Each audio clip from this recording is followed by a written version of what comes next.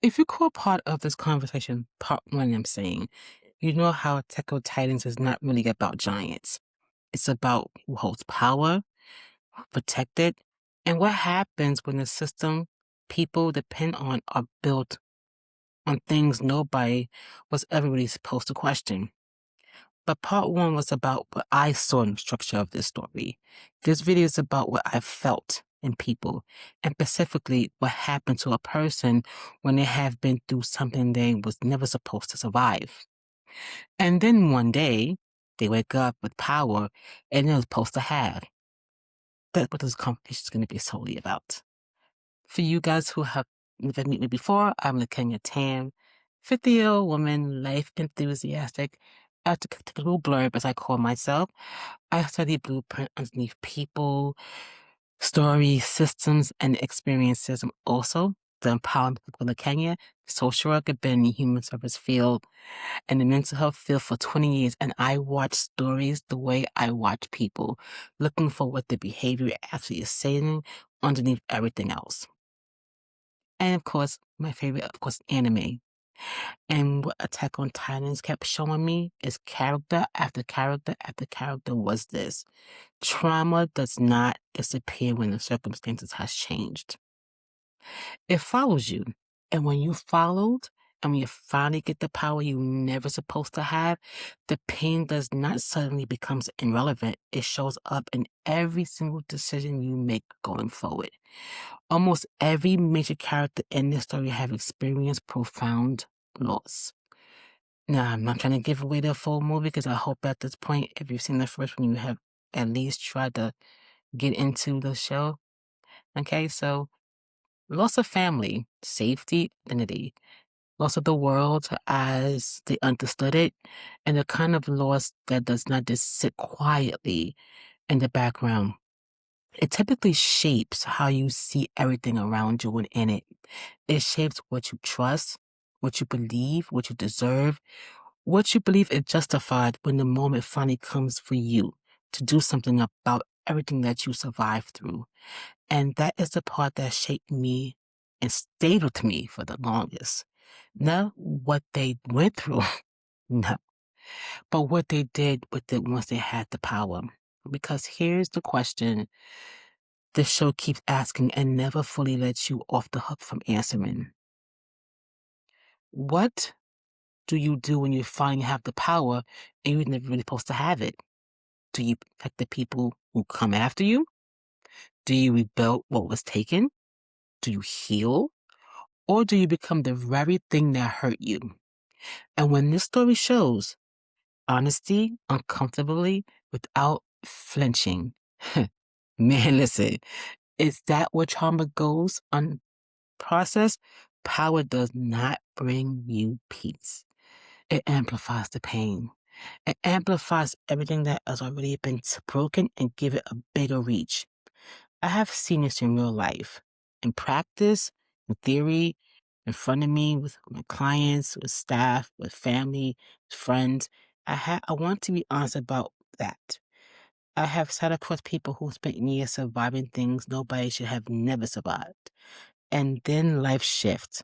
Circumstances change, and suddenly you have access to influence, authority they never had before. And instead of that power brings relief, no, it brings a new kind of pressure because now the pain has somewhere else to go. I have seen how survival can change into a hyper control situation, how fear can quietly become forced, how I've never wanted to feel that power again or that powerless again can slowly become I need to make sure nobody can never get close enough to do what they have done to me, to anyone else, and then the hardest question arises. At what point does protecting yourself turn into harming everything around you? That is not a comfortable question. And this show does not let you avoid that. I need to swallow and get that out of my head. But here's what I also want to say, because I think it is mostly important that that these things are in, as in both of the videos that I've created. Power in this story is not just about what you do, but when you finally have it. Okay? It's about who you choose to be in the moment. You have decided. Because I feel like even with all that trauma, even when every reason in the world is burnt and all down, there are still moments in the story where characters have to make a choice about who they are going to be now, who they are going to be with everything they survive.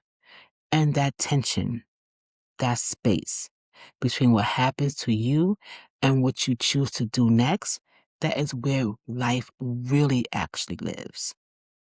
Trauma explains behavior, but it does not excuse anything. You can understand why someone is where they are and still hold them accountable for what they choose to do next. Let's keep that really honest.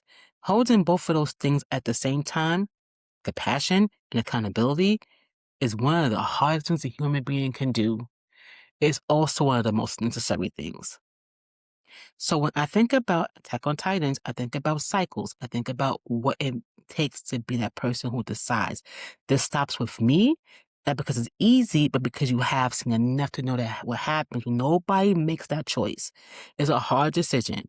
I think about the people who survive impossible things and show how they can find a way to build instead of destroy.